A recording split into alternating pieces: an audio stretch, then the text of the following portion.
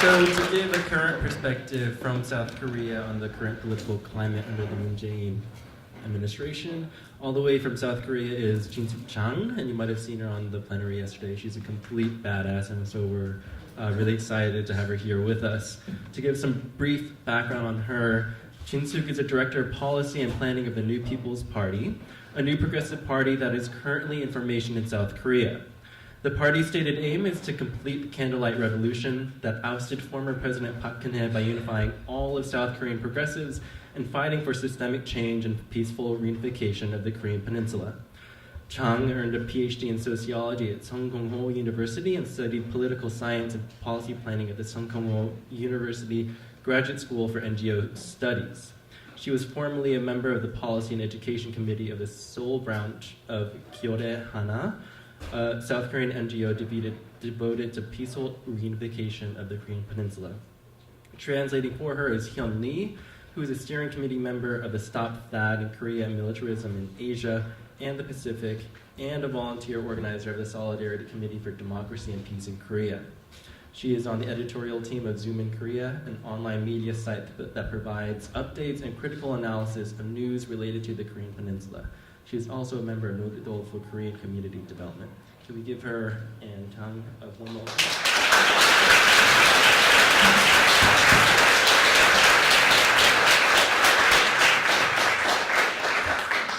한국의 진보 세력이 무엇을 해야 하는가 말씀드리기 전에 이 워크숍에 참여하신 미국 내 진보 활동가들께 먼저 몇 가지 말씀을 드리고 싶습니다. Before I talk about what the progressive forces in South Korea are doing about the war threats, I'd like to share with you just a few points about the US-DPRK tensions right now. 최근 북한과 한국 사이에 전쟁 위험이 실질적으로 증가하고 있습니다. 과거와 달라진 점이 있다면 과거에는 한반도가 전쟁터로 변하는 문제였다면 이제는 미 본토도 결코 안전지대가 아니라는 점입니다. Right now, the war threats, as you know, the war threats between the US and DPRK have intensified. The only thing that is different from the past is that in the past, the Korean Peninsula was potentially the battlefield of the war. What's different now is that the US continent is no longer safe from the threat of war. 북한은 미국이 가짜 대화가 아닌 진짜 대화에 나서길 바라며 그 조건을 한미합동 군사훈련 중단과 선 비핵화를 내걸지 않는 것으로 보고 있습니다. What North Korea says it wants is that they want genuine talks, not fake negotiation like what happened in the past, but genuine talks. And the conditions for that should be the end or the stopping of the US-South Korea military war exercises, and that the US doesn't say denuclearization has to be a precondition for talks. 그리고 만약 이와 같은 행동 조치를 보이지 않는다면 생존을 위한 핵과 미사일 개발을 멈추지 않을 것이며 미국도 결코 안전지대 될 수 없다면서 8월 초 괌 포위 사격을 경고한 바 있습니다. And if the US is not willing to do that, then it's clear North Korea is not going to stop developing nuclear weapons and missiles, which is crucial for its survival. And it has also said the US should not be safe from war threats either. So they announced that they will actually shoot missiles towards the waters near Guam. 그러나 미국은 한미합동 군사훈련 진행했고 예방 타격, 선제 타격 등 군사 옵션을 거론했습니다. But the U.S. continue to engage in military exercises and is also talking publicly about a preventive war and preemptive first strike. 그 결과 북한은 8월 29일 중장거리 탄도 미사일인 화성 12형을 일본 상공을 넘겨 북태평양 목표 수역에 탄착시키면서 태평양상에서 첫 군사 작전을 실시했습니다. Therefore, on August 29, North Korea launched the Hwasong-12, an IRBM, an intermediate range ballistic missile, that flew over Hokkaido in Japan and landed in. So it conducted its first military operation in the Pacific arena. 미국에 대해서 잘 아시는 것처럼 더 강한 제재와 군사 옵션에 대한 준비였습니다.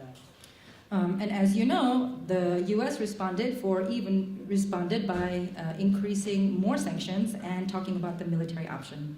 그리고 며칠 전 9월 15일 화성 12형 두 번째 발사 훈련이 진행되었습니다. So a few days ago, on September 15th, North Korea conducted its second missile test with the Hwasong-12. 첫 번째 발사보다 사거리 늘어났고 김정은 국무위원장은 전력화를 실현했다고 공포했습니다. It flew even more of a distance than the first one, and Kim Jong-un announced that now our weapons have become strategic. 즉 이제 북한의 작전지대가 태평양으로 바뀌었다는 것입니다. In other words, North Korea's theater of operation has now expanded to the Pacific Ocean. 화성 12형 두 번째 발사 훈련 현장을 방문한 김정은 국무위원장은 안보리 대북 제재 결의에 대해 아직도 유엔의 제재 따위에 매달려 우리를 굴복시킬 수 있다고 진념하는 대국이라고 자처한 나라들이 답답하기 그지없다라고 말했습니다. It was reported that Kim Jong-un visited the site of the missile test, and he said, I cannot believe that countries that call themselves superpowers still believe that they can force us to capitulate through sanctions through the UN. 유엔의 대북 제재는 북한으로서 매우 고통스러운 일임은 분명하지만 제재가 북한을 포기시킬 수는 없습니다. It is true that sanctions are very painful for the people of North Korea, but it cannot be the thing that forces North Korea to capitulate. 왜냐하면 이미 90년대에 이보다 더한 제재의 고통을 겪었고 그것을 이겨낸 경험이 있기 때문입니다. Why? Because North Korea has already gone through a much more painful experience in the 90s because of the sanctions, and they survived it.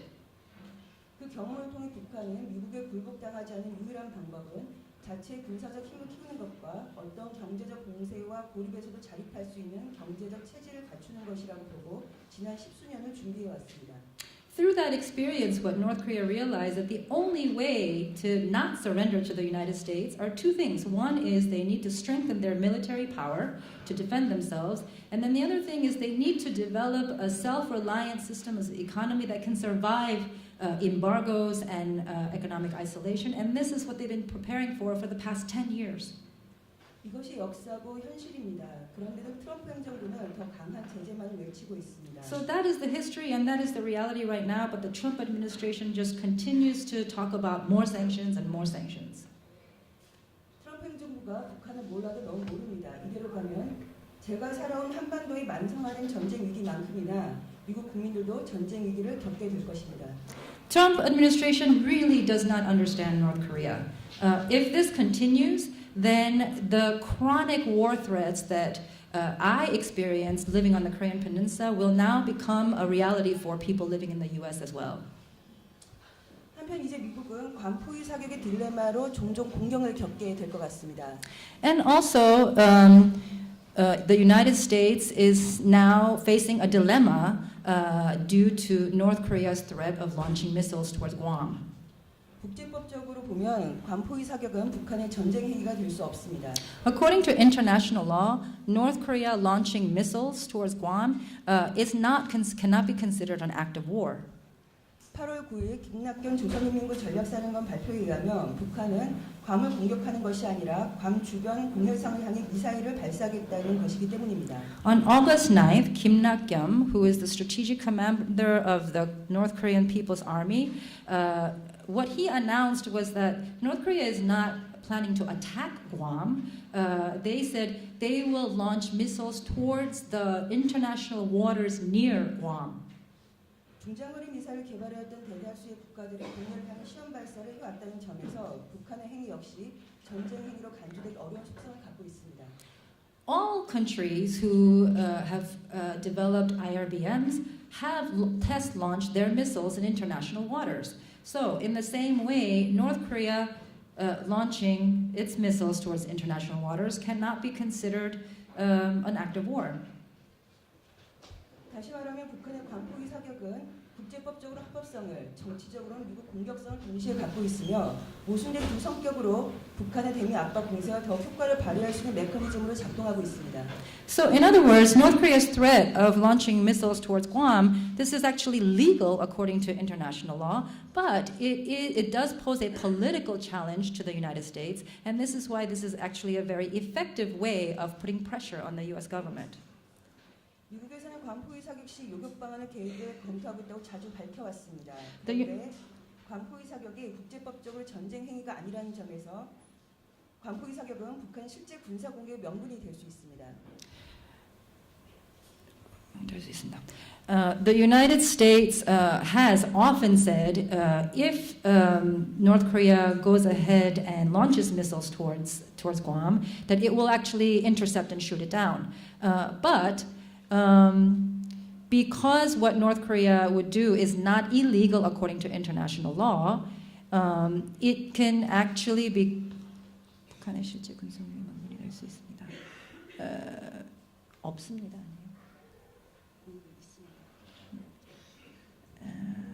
It can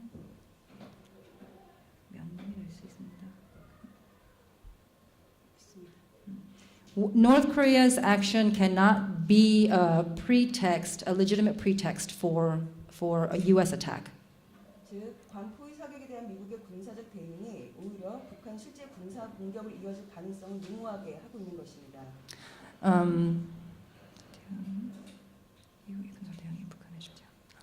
If the U.S. actually responds through military action against North Korea's missiles launched at Guam, then that actually can become a precursor toward war. 하지만 요격하지 못하거나 요격에 실패한다면 미국은 국제사회에서 망신을 당하게 되는 것입니다. And if the U.S. actually tries to shoot down the missiles but fails, then it will be a very embarrassing situation for the United States. 바로 그 일이 지금 벌어지고 있습니다. And that is exactly what we're seeing right now. 9월 10일 화성 12형을 미국과 일본이 요격하지 않아 지금 뉴스가 되고 있습니다. It is becoming international news that on September 15th, Japan and the United States actually did not intercept and they did not shoot down the Hwasong-12 that flew over Japan. 미국과 일본은 북한이 미사일을 발사할 때마다 한 번만 더 발사하면 요격할 거라고 말해왔습니다. Both countries have always said, if they do it one more time, we're going to intercept and shoot it down. 이번에 미국과 일본은 북한이 미사일 연료를 주입하는 것을 하루 전에 파악했다고 합니다. With the latest test, the United States and Japan said they actually detected fuel being, them putting fuel into the missiles a day before the launch.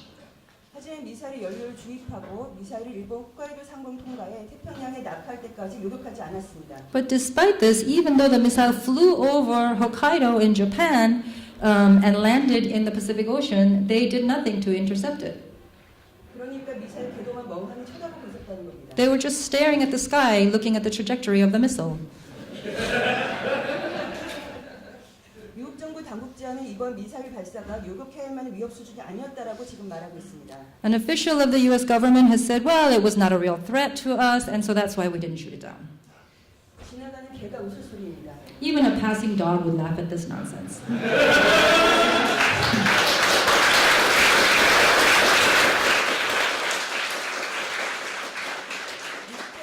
정직해야 합니다.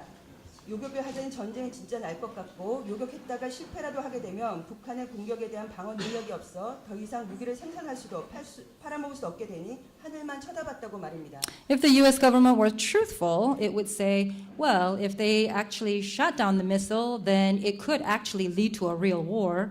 But if they failed in shooting it down, then it would expose the fact that their missile defense systems are ineffective, and they cannot continue to produce and sell these weapons. So all they could do is stare at the sky. 지금 미국에서는 전술핵 개발에 열을 내고 있습니다. Right now, the U.S. is talking about deploying tactical nuclear weapons in Korea. 북미 간의 군사 긴장을 군산 복합체의 대목으로 쓰고 있는 것이죠. They're using the crisis between the U.S. and North Korea as a reason for continued profits for the military-industrial complex. 군사 행동을 할지 말지 미국 국민들은 미국민의 안전과 복지를 위해서라도 북미 간의 즉각 대화, 평화협정을 축소해야 된다고 봅니다. And the more that North Korea puts pressure on the U.S. will continue to fall into this dilemma. Should it actually take military action or not? And I believe that there are people in the United States who believe that even for the safety of the people of the U.S. and for the social welfare of the people here, that the two countries need to start talks and talk about a peace treaty.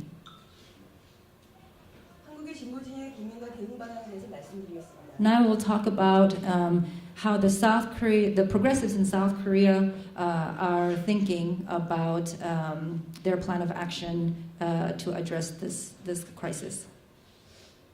저희는 지금 정세를 한국 전쟁 이후 최대 전쟁 위기 상황으로 보고 있습니다. We look at the current situation as the greatest crisis since the Korean War.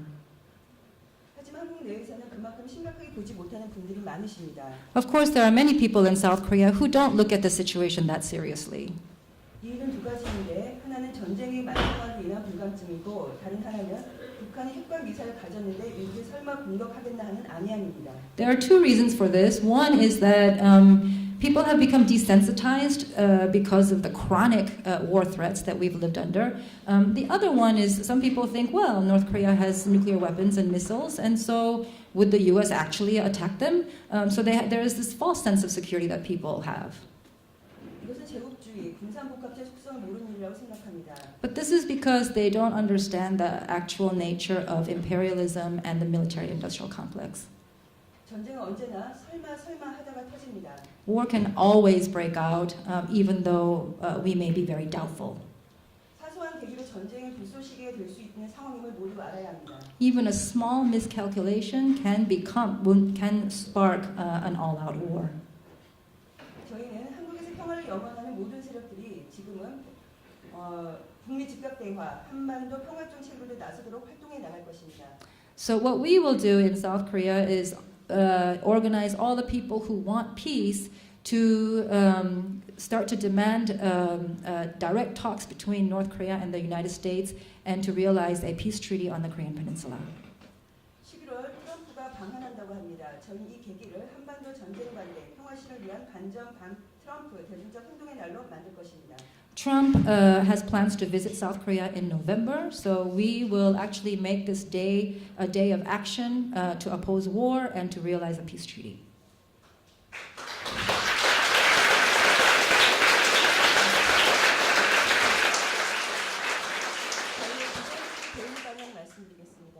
And then the second plan of action.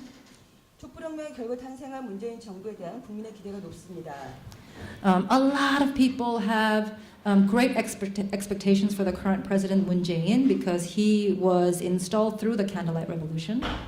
하지만 사드 추가 배치는 분단 체제, 한미 동맹 체제 앞에서 무기력할 수밖에 없는 문재인 정부의 성격을 분명히 보여주는 사건이었습니다. But what the THAAD deployment, the recent deployment of the U.S. missile defense system in Korea showed us is that in this system of national division and the U.S. ROK alliance, the South Korean government is very powerless.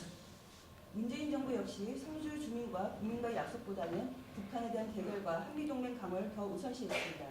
Even the Moon Jae-in administration, even though that he had pledged to the residents of Seongju and the people of South Korea to go through a democratic process for the THAAD deployment, in the end he prioritized the alliance with the United States.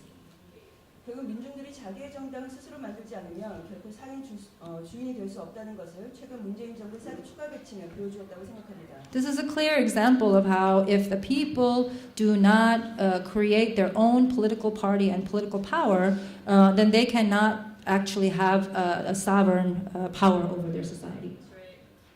진보 정치 세력이 단결하여 미국과 수구 세력에 맞서 싸우지 않으면 한반도 평화 진보 정치는 결코 발전할 수 없습니다.